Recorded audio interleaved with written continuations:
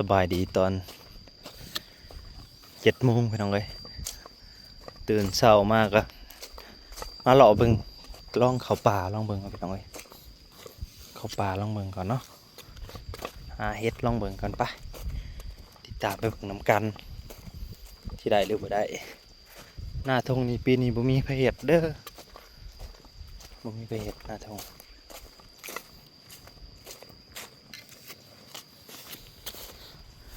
บ่มีไผเฮ็ด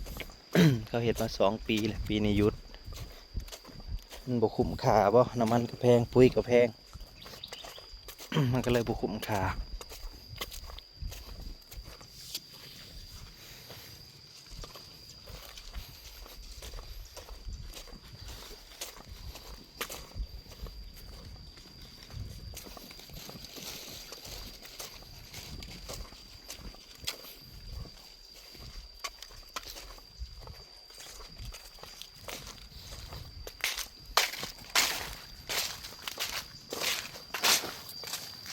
หลายอย่างเด้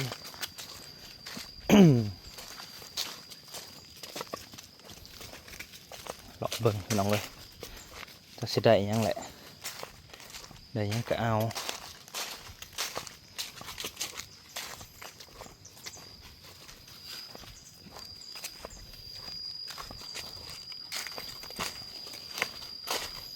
ได้หยังก็เอาบ่ได้แล้วก็มือเท่านั้นแหละ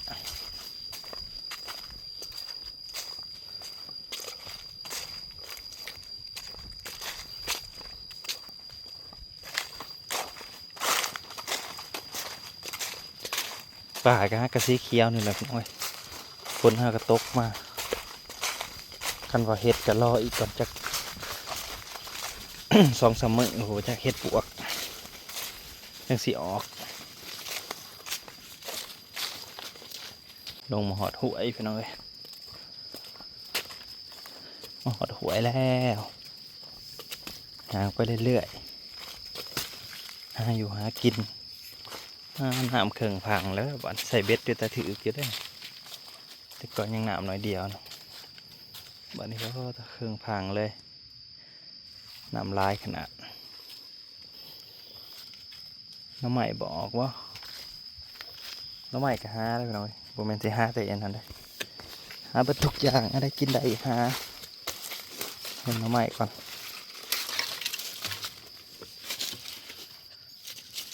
มีบ่เลยบ่ทรงเด้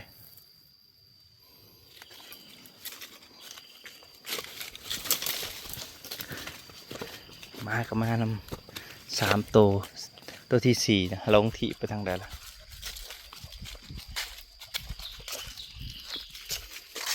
มันยังมาเบิ่งเฮ็ดซื่อๆพี่น้องคิดว่ามันสิออกเลยมันบ่เห็นก็รอไปอีก2-3 วันต้องออกแน่นอนแล้วนะ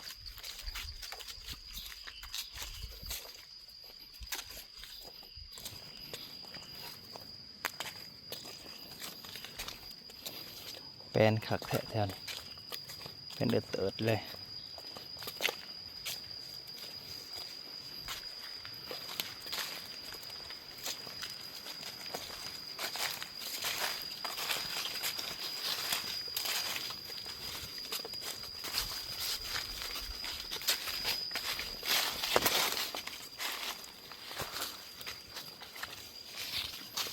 หน่อหมอกหน่อไม้ก็ยังอึดอยู่ไปแบบไรนอบ้านนี่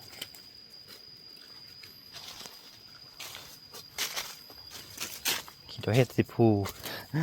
คิดว่าเฮ็ดสิโพเฮ็ดกระโพต้อง4-5 มื้อขึ้นหลังมางมหอยน้ำยังน้อยเดียวฝนถล่มลงมาน้ำเต็มหวยเลยบาดเลยลงมาเลาะบังหวยไปหน่อย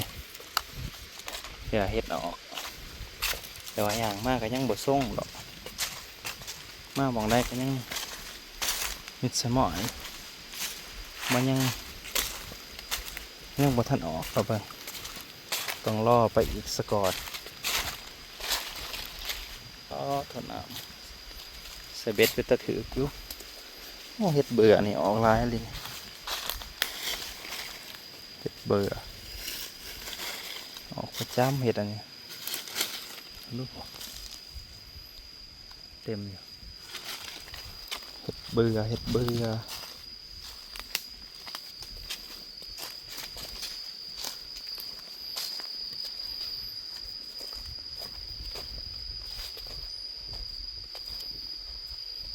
ใส่เบ็ดประจำตะกี้แถวนี้พี่น้องปีนี้จะได้ใส่คือเก่าแล้วเบ็ดก็ได้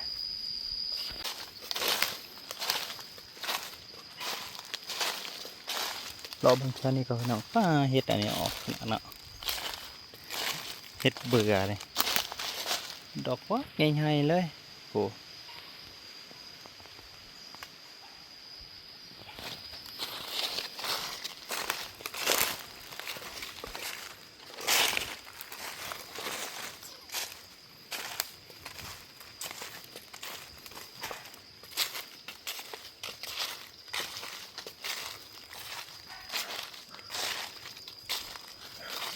สุดนี้ยังบ่เห็นเห็ด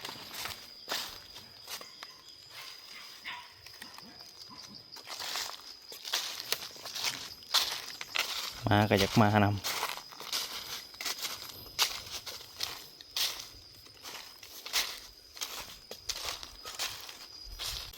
เลาะมาแต่ไกลแล้วพี่น้องยังบ่ทันเห็นเห็ดจักดอกมาลองเบิ่งซื่อๆเนาะยังบ่ทันเห็นไผว่าเก็บแค่อยากมาลองเบิ่ง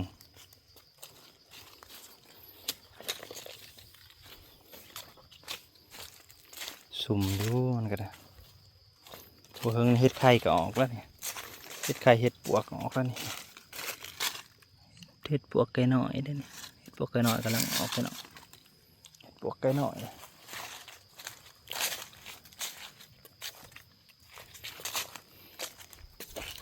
แค่นี้เห็ดปวกไก่น้อยออกย่ำนั่นออกเบิดเลยพี่น้องเห็ดปวกแถวนี้นะออกเบิดต้องถักดอกน้อยนะย่ำเห็ดปวกดอกน้อยออก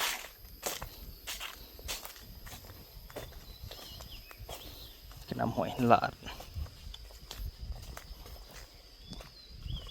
เสียงอย่างกบกบลงหอมเลยบัวเฮิงกับมีละหัวออกแล้วนี่แต่ว่าน้ำลายสอนบ่ได้น้องนี่น้ำลายรีรอ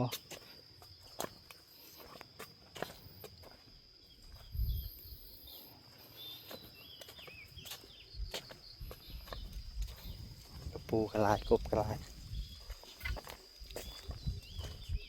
วันนี้ที่ว่าเปลี่ยนบรรยากาศไปน้องพามาเลาะป่าส้มธรรมศาสตร์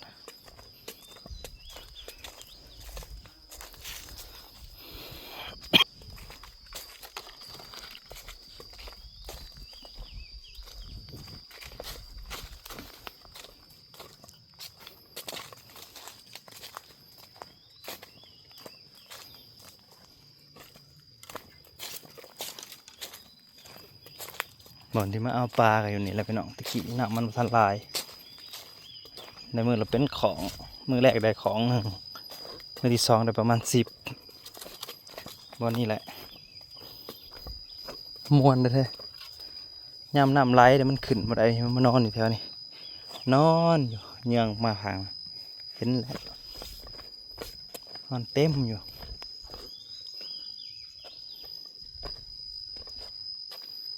มาเอาอยู่นี่แหละปลาว่าน้ำมันอ่างแล้ว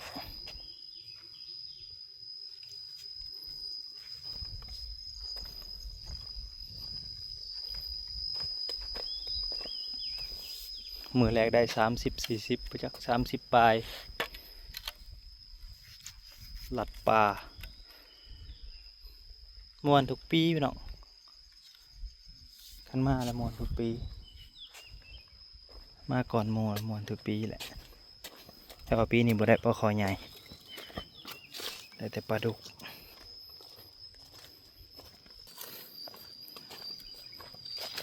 หน้าน้องนัทซาปีนี้ก็คือจะบ่มีไปเห็ด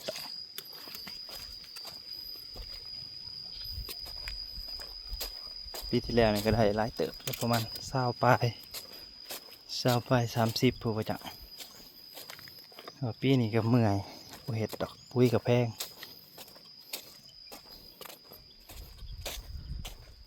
เลิก บ่ดำบ่หยังปะไว้เนี่ยเลี้ยงงัวแต่ว่าทงนี้มันงามอยู่ได้แต่เก่างาม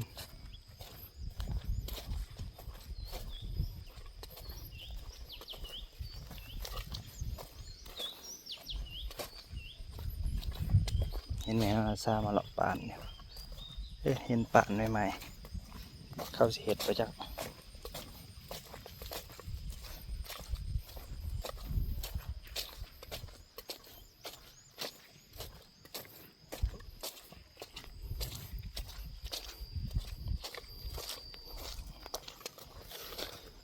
สิเห็ดหยังกับบวิดเท่าคือเก่าบวิดนี่ได้เพื่อนก็ยืมไทยยืมขาดปีนี้ก็ยืมไทย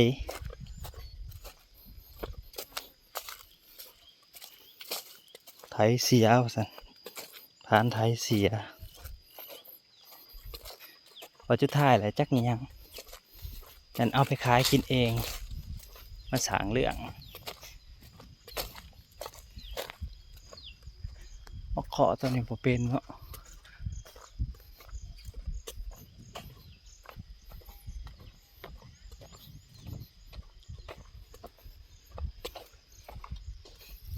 เมื่อไปน้องเอ้ยเมื่อก่อน